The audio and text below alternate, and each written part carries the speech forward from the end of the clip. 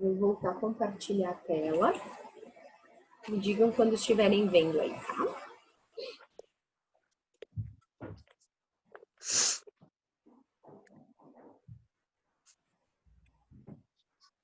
Foi? Foi. Beleza. Então, eu estava perguntando para vocês, para que o governo vai construir obras públicas? Para construir uma obra pública, por exemplo, eu vou fazer uma estrada. Do que eu preciso? De material.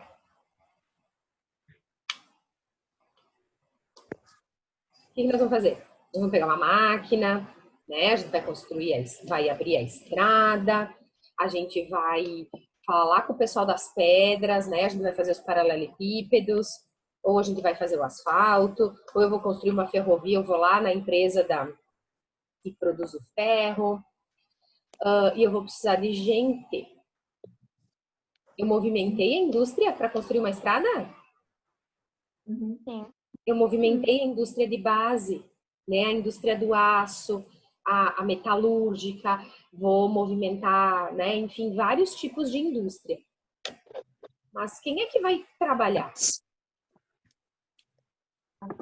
Quem está desempregado. Os Estados Unidos está cheio de desempregado nessa época. Então, o governo vai dar emprego para essas pessoas. Né? Então, essa é uma das saídas. Então, construção de obras públicas. Então, vai lá. Isso gerou empregos, né? O governo passa a contratar, o governo contrata os desempregados,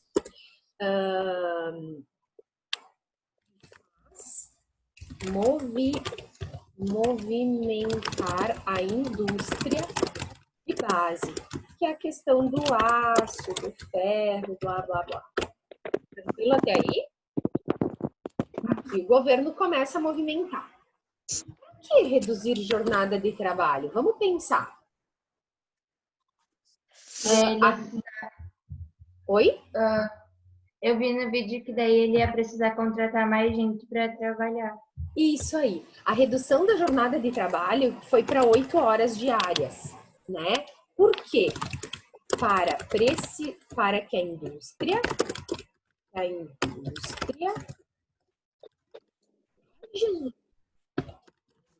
precise contratar mais pessoas para trabalhar. Assim, é uma forma que ele vai resolver o desemprego, porque gente desempregada não compra.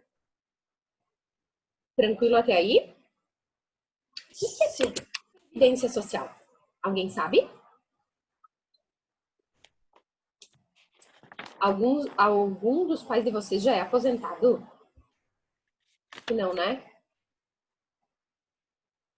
Então, a previdência social é a aposentadoria, que até então não existia. Então, criação da aposentadoria. Então, a partir de uma determinada idade, né, você não trabalha mais e o governo vai te pagar um salário. Isso faz com que você não fique sem renda e dê emprego para quem precisa no seu lugar, no caso. Tranquilo? Sim.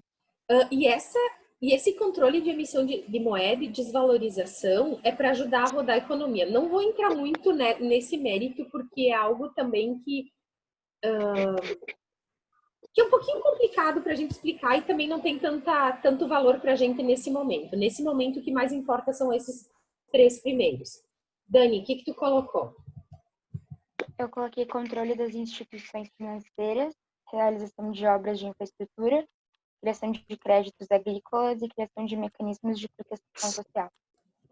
Então, controle das instituições financeiras, isso quer dizer, o governo vai tentar regular a bolsa de valores, os bancos, né? Ele vai tentar regular isso para organizar a economia. O que tu me disse mais, Danilo? Realização de obras de infraestrutura. Infraestrutura entra aqui no primeiro, ó, que é obras públicas, né? Essas construções. Estrada, escola, enfim, o que for precisando de infraestrutura para é gerar empregos e movimentar a indústria. Outra? Criação de créditos agrícolas. Ah, esse é importante. Criação de crédito agrícola. Ou seja, o governo vai emprestar grana, né, para o pessoal da agricultura para poder também movimentar essa economia. Tá? Também é mega importante, porque isso também vai afetar o setor agrícola. Tá? E a última é Criação de mecanismos de proteção social. proteção social. Ele vai criar a previdência social e se cria nesse momento um seguro-desemprego. Eu só botei em outras palavras o que fica mais, botei em formas de exemplo, tá, Dani? O seguro-desemprego é o que a gente tem hoje no Brasil. Né? A gente trabalha durante um tempo na indústria privada e se a gente é demitido, a gente tem direito ao seguro durante um tempo, que é o tempo que provavelmente a gente vai ficar desempregado até conseguir outro emprego. Será que essas medidas, elas ajudam? O que vocês acham? Claro que sim, né? Elas vão ajudar muito, mas a crise mesmo só vai passar depois da Segunda Guerra. Por quê? Porque aí os Estados Unidos vão investir na indústria de guerra. E a indústria de guerra gera lucros imensos. Né? E vai gerar emprego e tudo mais. Tranquilo até aí? Tá. Alguém encontrou alguma coisa sobre como essa crise se refletiu no mundo? Que já é o embalo para o nosso próximo conteúdo. Posso falar? Pode. Quer falar, Lu? Não, pode falar. Vai lá. Tá. Passa a bola, uma vez cada uma, vai.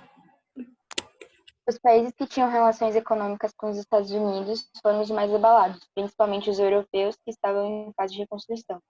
Na época, o Brasil importava uma grande quantidade de café por conta da crise e foi barrado, e assim foi prejudicado o Brasil. Isso aí. Países europeus. Então, imagina que o café era o nosso maior produto, era a nossa maior riqueza nessa época, era o que o nosso país mais vendia. Quem era o nosso maior comprador? Os Estados Unidos. Estados Unidos em crise vai comprar café na mesma proporção que comprava? Não. Óbvio que não. Então, o Vargas, que era o presidente da época, o governo brasileiro comprou todo o café dos produtores, todo, né? Para que eles também não falissem. Porque afinal, né, a gente vendia café, não tinha para quem vender. Esses cafeicultores também iam ter grandes prejuízos. Então, o governo brasileiro entrou em ação e consegue amenizar um pouco dessa crise. Nos países europeus, mais ou menos a mesma coisa. Tá? Começa a aparecer a questão do desemprego. Os países que tinham essas relações econômicas, como a Dani falou, com os Estados Unidos, questão bancária, questão de investimento nos Estados Unidos, também começam a quebrar na Europa. Imaginem a crise do coronavírus, tá? Que se espalhou pelo mundo. É uma crise sanitária, é uma crise de higiene, né? Vamos dizer assim. Nessa época, essa crise se espalhou mais ou menos do mesmo jeito, só que na questão econômica, atingindo os países. Tá?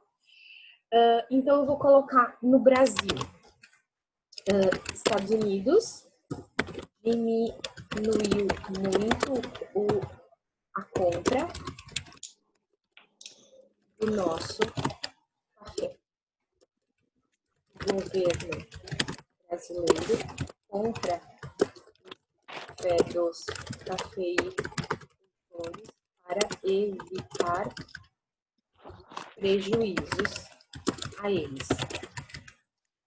Tranquilo? Nos países europeus. Tô indo rápido demais, gente? Tem gente que não tá conseguindo tocar? Me gritem, tá?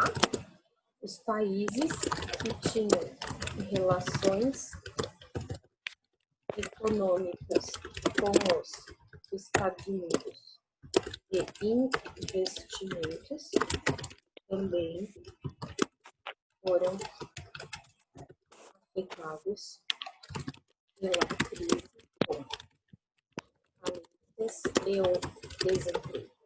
Para vocês terem uma ideia, nessa época na Alemanha, existia 44% da população desempregada. E aí a coisa complica, né, gente? Tudo bem. Eu vou ter para gravar, será esse finalzinho? Sim. Ótimo. Tranquilo até aqui, gente. Deu para enxergar essa crise melhor, as soluções e como isso se espalhou? Sim ou não? Precisa falar, bota o joinha aí. Ou não, né? Beleza, isso aí. Gente, olha só. Então, vocês não precisavam me enviar essa atividade, não fazia parte de uma atividade avaliativa, tá? Importante. Quem não tem anotadinho, por favor, depois vai ficar o vídeo no YouTube, quem não conseguiu acompanhar, tá?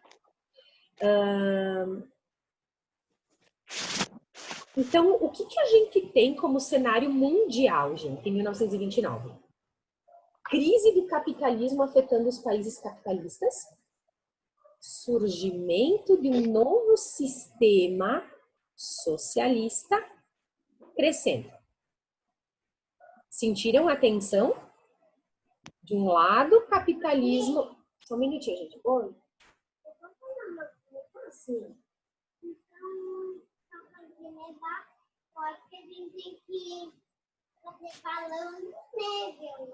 Tá bom, depois nós vamos fazer. Sim, eu também. Beijo, amor. Daí, imaginem essa tensão. Tá? Aí vai surgir, gente, na Europa, de toda essa tensão, os governos fascistas. Já ouviram falar nessa palavra? Sim ou não? Não. Alguns sim, alguns não. Ótimo. Vocês já olharam a aula de hoje? Não. Para passar os olhos por lá? Sim. Tá? A aula de hoje pede que vocês assistam um vídeo. Não, antes é o meu vídeo, tá? Falando um pouquinho disso. Tem uma pergunta. Você sabe o que é fascismo? Prof, mas tu vai pular da crise para o fascismo? Claro, porque tem tudo a ver. Essa crise mundial fez com que partidos e organizações fascistas surgissem. Aí a gente vai ver o que é isso. Antes de vocês pesquisarem na internet, antes de vocês verem o vídeo, eu quero que vocês me respondam essa pergunta. Tá?